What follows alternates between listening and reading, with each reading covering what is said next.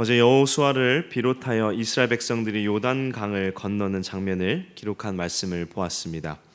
무엇보다 제사장들의 헌신된 믿음이 있었고 하나님께서 넘쳐나는 요단강 물을 끊으셔서 마른 땅으로 건너가게 하시는 놀라운 기적을 베풀어 주신 것을 말씀을 통해서 우리가 보았습니다.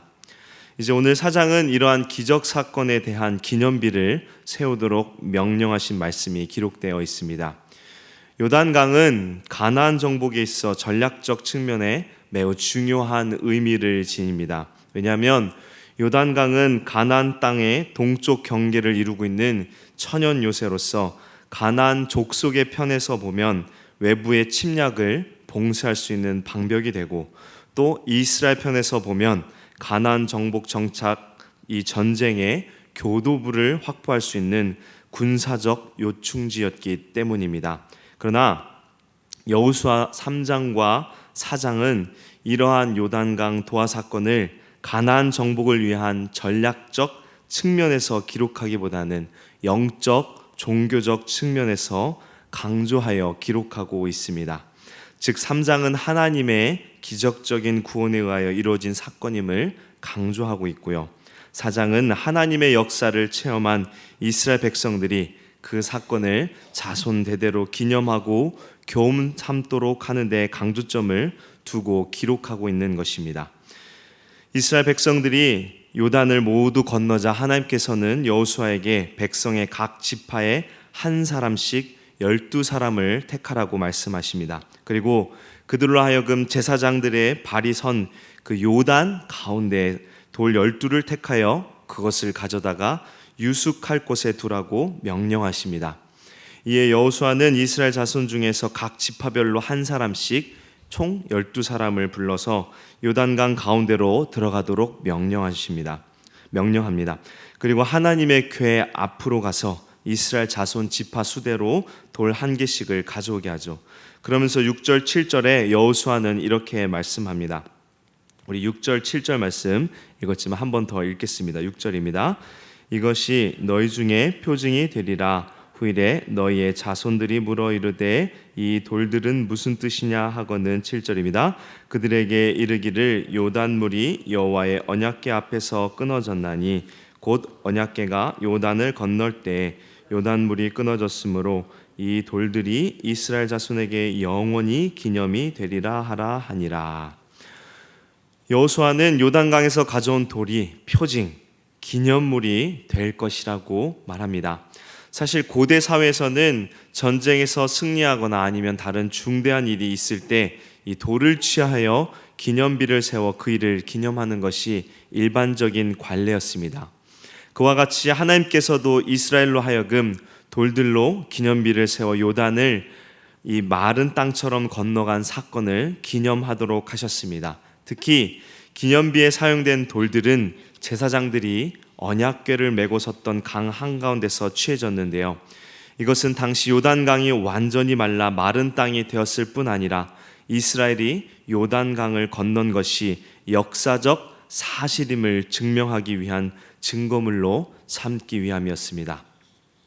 각 지파의 대표자 한 사람씩 돌을 취하여 기념비를 세우게 한 것은 이스라엘 12지파로 하여금 한민족임을 깨닫게 하며 하나님 안에서 하나의 마음을 갖도록 하시기 위함이며, 무엇보다 가나안 정복의 대업을 순조롭게 이루도록 하기 위한 것이었습니다. 또한 기념비를 세우게 하신 이 목적은 이스라엘 백성들이 약속의 땅 가나안에 들어오게 된 것은 전적으로 하나님의 은혜로, 하나님의 놀라운 능력으로 말미암아 된 것임을 기억해 하기 위함입니다. 즉 땅의 모든 백성들에게 하나님의 능력을 알게 하고 이스라엘 백성들에게는 영원토록 하나님을 경외하게 하려는 것입니다. 하나님께서는 요단강의 기적을 또 지금 세대뿐 아니라 장차 올 후손들이 조상들의 신앙을 물려받도록 준비하신 것이죠. 이스라엘 백성들이 가나안 땅에 정착하고 오랜 세월이 흐른 뒤에도 그들의 후손들이 조상들의 신앙을 물려받도록 그래서 기념비를 세우게 하신 것입니다. 후손들이 여호와께서 온갖 기적과 또 기사를 통해 자신들의 조상들을 애굽 땅에서 건져내시고 또 가나안 땅에 들어오게 하셨다는 사실을 잊지 않도록 하게 함으로써 조상들의 신앙을 참되게 간직하며 하나님께서 원하시는 백성이 되게 하기 위함입니다. 하나님께서는 우리에게도 구원의 은혜를 잊지 않고 기억하며 또 감사하기를 원하십니다. 이것은 무엇보다 하나님께 영광을 돌리는 이 성도의 의무이며 또한 신앙의 삶을 살아가는 우리에게 큰 유익이 됩니다.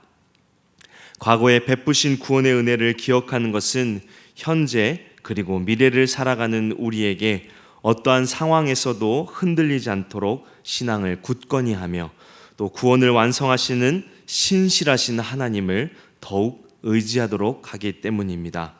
또한 우리가 누린 구원의 은혜를 다음 세대에게 전하기를 원하십니다. 우리에게 베푸셨던 구원의 기적을 다음 세대들에게 교육하며 다음 세대들도 하나님을 경외하는 삶을 살도록 가르치는 사명이 우리에게 있습니다. 그렇게 우리는 우리 자녀들의 구원을 위해서 하나님의 구원의 역사를 다음 세대들에게 힘써 가르쳐야 합니다. 우리 다음 세대들이 예배를 통하여 예수 그리스도를 알아가며 또 구원의 은혜를 누리도록 힘써 교육하는 저와 여러분 되기를 원합니다.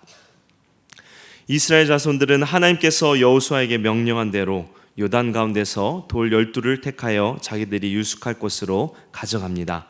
그리고 여호수아는 9절에 요단 강 가운데 곧 언약궤를 맨 제사장들의 발이 선 곳에 돌 12를 세웠다고 말씀합니다. 여기에 대해서는 많은 학자들이 의견이 나뉘는데요. 왜냐하면 요단강 가운데 세워진 기념비는 하나님께서 명령하신 것이 아니기 때문에 과연 여호수아가 이러한 일을 했는가 의문이 들었기 때문입니다. 그런데 원문을 번역하면 요단강에 돌 12를 세운 것으로 해석됩니다. 여호수아가 이렇게 행한 것에 대해서 우리가 정확하게 알 수는 없지만 기념물이 필요했다라는 것은 분명합니다. 즉 하나님의 능력과 도우심을 잊지 않기 위해 기념비를 세웠다고 우리가 이해하면 될 것 같습니다. 이제 10절부터 13절은 어제 함께 본 이 3장 14절 17절의 광경을 다시 언급하며 보충 설명하고 있습니다. 10절에서 11절은 궤를 맨 제사장들이 모든 백성들이 요단강을 다 건너가기까지 강 가운데 계속 서 있었던 사실을 언급하고 있습니다. 그리고 12절 13절은 르우벤 자손과 갓 자손 므낫세 반지파 사람들 4만 명이 무장하여 이스라엘 자손들보다 먼저 앞서 건넌 사실을 보충 설명하고 있습니다. 르우벤 갓 므낫세 반지파는 여호와 앞에 맺은 약속을 온전히 지켰음을 설명하는 말씀이죠. 그들은 이미 모세를 통하여 요단 동쪽의 땅을 분배받았지만 이스라엘의 가나안 정복 전쟁에 함께 싸우며 돕도록 하기 위하여 모세는 그들이 요단강 서편 땅 정복 시 선봉에 서서 싸우도록 약속하였고 그들은 이 약속을 성실히 이행하고 있음을 나타냅니다. 그들의 가족들이 요단 동편 땅에 있지만 그들은 형제의 어려운 짐을 나누어 지고 하나님의 뜻을 성취하고자 선봉에 서서 가나안 땅에 입성한 것입니다. 우리 교회 공동체도 마찬가지입니다. 우리 각자의 자리에서 우리가 역할에 충실해야만 하나님께서 주신 사명을 우리가 아름답게 감당할 수 있을 것입니다. 나만 생각하는 것이 아니라 한마음으로 주의 일에 참여하여 우리 모두 함께 하나님의 뜻을 이루기를 원합니다. 아름다운 교회 공동체 되기를 원합니다.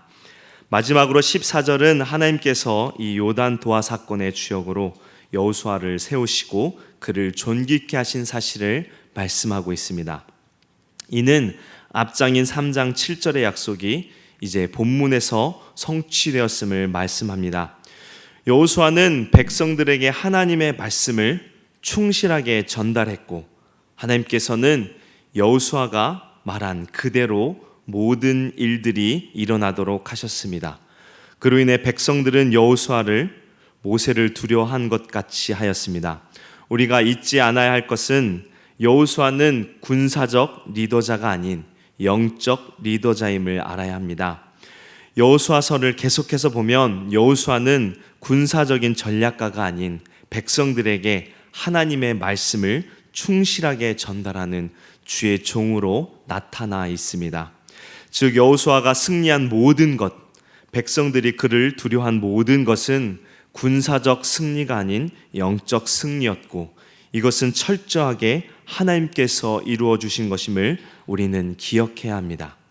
이는 하나님의 말씀 앞에 순종하는 것이 얼마나 중요한 것인지를 강조하는 것입니다. 세상에서 승리하는 삶을 살아가기 위하여 가장 중요한 것은 무엇입니까? 바로 하나님의 말씀에 순종하는 것입니다. 여호수아는 그 순종의 모범이었고, 예수님 또한 아버지 하나님께 온전히 순종하셨음을 우리는 성경을 통하여 알 수 있습니다. 주님의 말씀을 순종하는 저와 여러분 되기를 원합니다.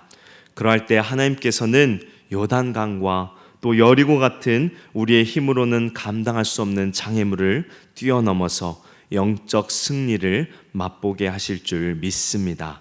함께 기도하겠습니다. 주님의 말씀에 순종함으로 요단강을 건넌 여호수아와 이스라엘 백성들을 우리가 말씀을 통해 보았습니다. 또한 하나님께서 베푸신 놀라운 기적을 기념하고 그것을 후손들에게 가르치도록 명령하신 말씀을 보았습니다. 우리들에게 베푸신 구원의 은혜를 우리가 기억하게 하여 주시옵시고, 감사하며 하나님께 영광 돌리는 우리들 되게 하여 주셔서 주의 말씀에 순종함으로 세상에서 승리하는 우리들 될 수 있도록 하나님 은혜를 내려 주옵소서. 또한 무엇보다 다음 세대들에게 주의 말씀을 힘써 가르치는 우리들 되게 하여 주옵소서. 그래서 다음 세대들이 우리가 누리는 구원의 감격과 기쁨을 함께 누리며 우리 교회가 더욱 든든히 서가며 미래가 더욱 기대되는 우리 교회 되게 하여 주옵소서. 우리를 죄에서 구원하신 예수 그리스도의 이름으로 기도하옵나이다. 아멘. 지금은 우리 주 예수 그리스도의 은혜와 거룩하신 하나님의 사랑과 성령님의 위로교통 충만케 하심이 새벽에 나온 주의 성도들 위해 지금부터 영원까지 함께 하시기를 간절히 축원하옵나이다. 아멘.